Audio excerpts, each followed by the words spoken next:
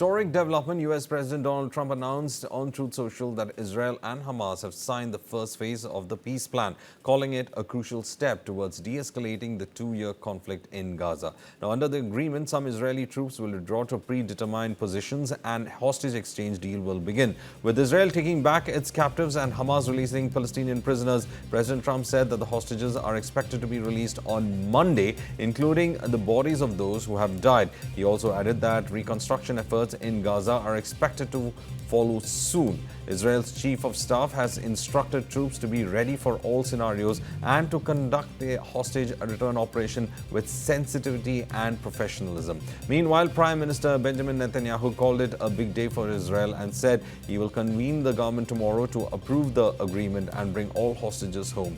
He thanked the IDF soldiers and the US team for their efforts in achieving this breakthrough. The UN Secretary-General António Guterres welcomed the announcement, urging all parties to secure a permanent ceasefire and to ensure unhindered humanitarian access to Gaza. He emphasized the opportunity to move towards a two-state solution, following Israelis and Palestinians to live in peace and security. Across Gaza, Palestinians and Khan Yunis celebrated after the announcement. Citizens described the moment as long awaited after 2 years of violence and loss, calling it a historic moment for the region. Meanwhile, hostage families gathered in Tel Aviv to await the safe return of their loved ones. The deal comes just a day after the second anniversary of Hamas cross-border assault in 2023, which triggered a devastating Israeli retaliation, killing tens of thousands of Palestinians and over 1,200 people, mostly civilians, in initial attack. The accord represents the first tangible step in Trump's 20-point framework aimed at ending the bloody conflict and has reshaped the Middle East and drawn out regional powers. President Trump stressed that this is only the first phase of the full implementation, will require careful monitoring, cooperation from both sides, and subsequent phases to achieve lasting peace.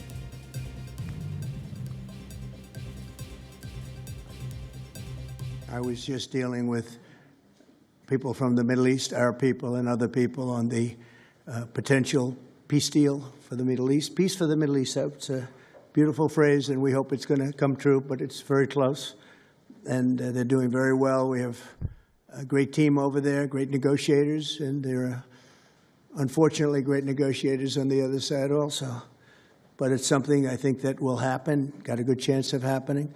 I may go there sometime toward the end of the week, maybe on Sunday, actually, and we'll see. But there's a very good chance negotiations are going along very well. We're dealing with Hamas and many of the countries. As you know, we have all of the Muslim countries are included. All of the Arab countries are included. Very rich countries and some that are not so rich, but just about everybody's included. It's never happened before. Nothing like that's happened before. And our final negotiation, as you know, is with Hamas. And it seems to be going well. So we'll let you know. If that's the case, we'll be leaving probably on Sunday, maybe Saturday, maybe a little later than Saturday evening, but that seems to be our schedule.